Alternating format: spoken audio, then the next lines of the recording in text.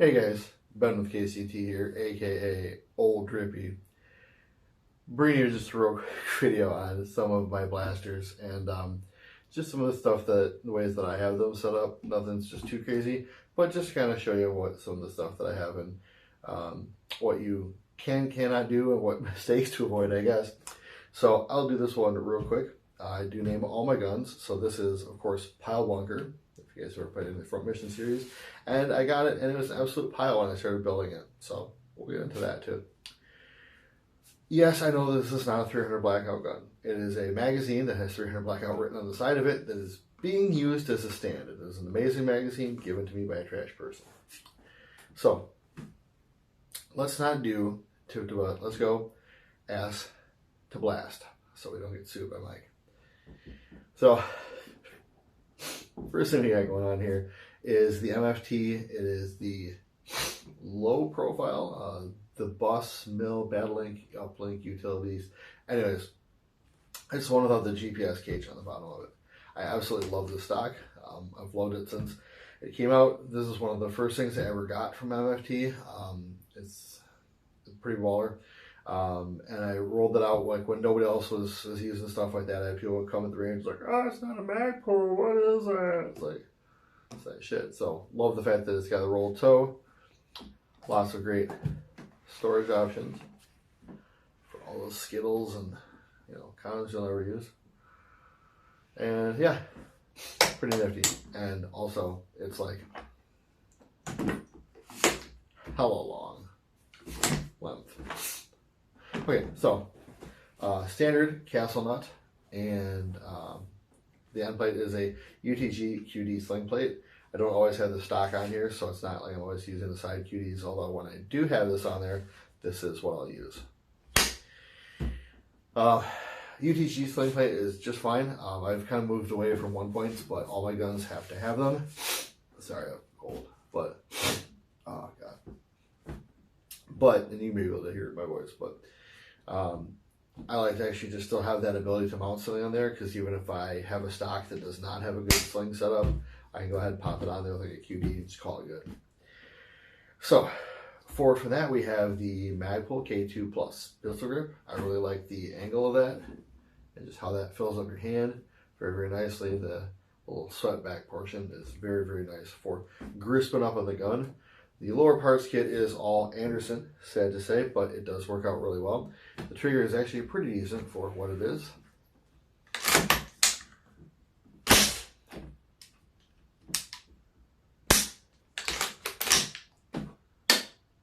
Does have a pretty like crunchy, snappy reset, but the pull's not that bad. So standard safety selector, all that good stuff. Bad lever, I love it. Don't worry about it. Magpul trigger guard. This actually might be the BCM. Yep, BCM. They're blowing them out at like $4 a pop, so I had to grab some. The charging handle is the beautiful Next Level Armament. They're super grippy charging handle. They are from Michigan, and not too far from where I live. So cool guys, definitely check them out if you have not already. Other than that, the internals are pretty stock. I did replace the bolt itself with an SRC Reliabolt. You guys can see that there, because this gun is having a lot of issues, and Reliabolts fix a lot of issues. Bolt here itself is just standard. I think it's like a Midwest or a Yankee Hill or something like that. Upper is just a standard. I think it's a PSA. Bought like 3 or 4 of them one day when they were on sale for like $20-$30. No, those are the blend ones I got for like $20 a pop. They were alright. T-marked, all that good stuff. Obviously the Emba's there doing its thing, Emba's things. The lower, that is the Great Lakes Firearms lower. If you've not seen that video, go ahead and take a look. I'll try to annotate that if I remember. But it is an absolute pile. Like, the magwell looks like it was done with a fucking Dremel. Like, no joke. We're not going to get into it all here because it has its own video. But it looks like somebody just did it by hand and just bubbled the shit out of it. It's the second lower receiver they've gotten from them that has the same markings. So it's not a one-off. It's not, oh man, it's overreacted, Bentley's quality, whatever. Yeah, no. I do like quality, but this is different. K-arms, P-mag stand, as always. So, moving forward from there, we have the optic, which is just a regular primary arms on a QD.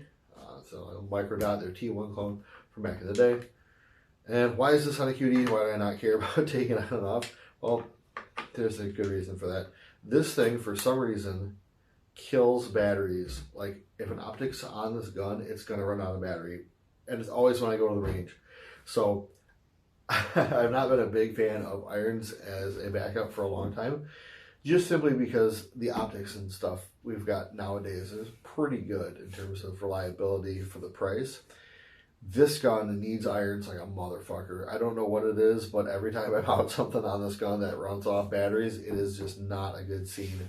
So, in fact, every time you see me shooting this gun online, it is always with irons because the shoot, the optic has died. It's like poltergeist. I don't know what to tell you. So, this thing I normally use is the Magpul MS2 because I'm pretty vanilla like that. I like to have face-to-face intercourse, and yes, I do look my wife in the eye when we do it. So, the handguard is a Midwest Industries. It's the slim handguard that the SS Gen 2 15-inch handguard.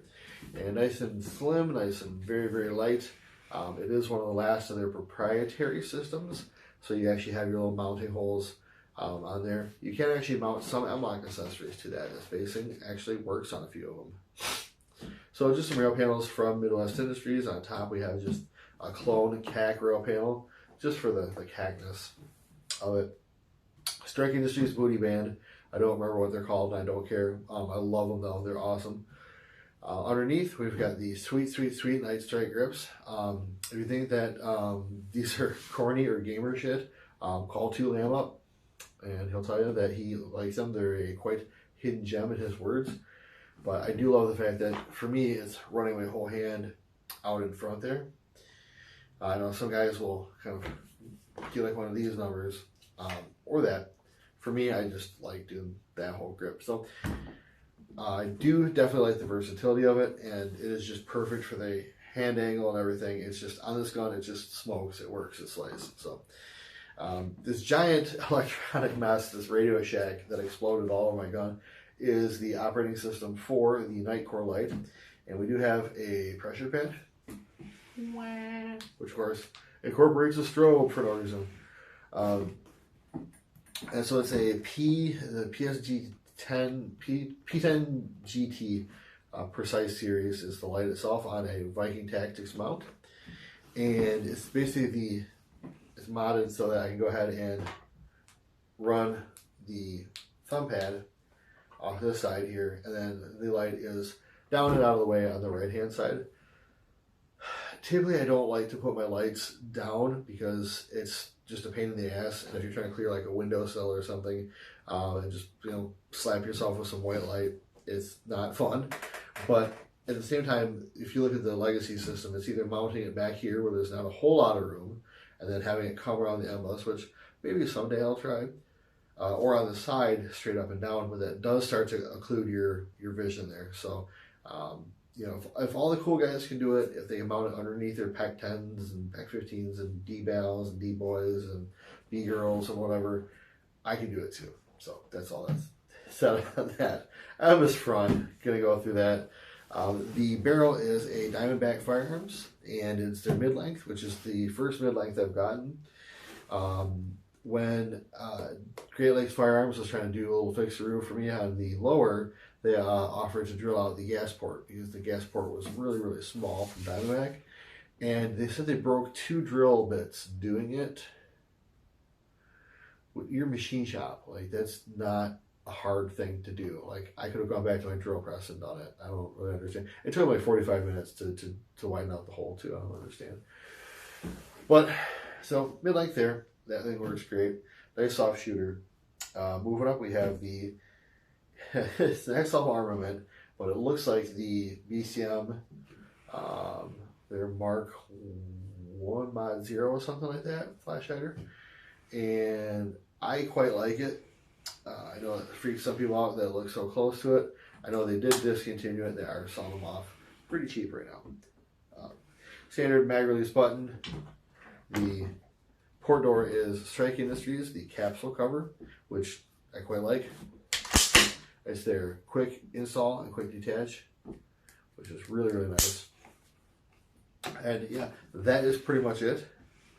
And again, Pilebunker from Mission 4. The name adequately reflects the rifle because it was put together out of spare parts, random shit that was laying around, and became my COVID build. And has given me a lot of problems, but is now on the way to recovery. Guys, that's all I got for you. I'll start rambling. I got this cold. I need to go to bed. Other than that, like, comment, share, and subscribe. Throw that all down there. Let me know what your favorite budget rifle is that you've built or bought. And tell me why mine sucks, because I love to argue in the comment section. Guys, that's all I have for you today. See you.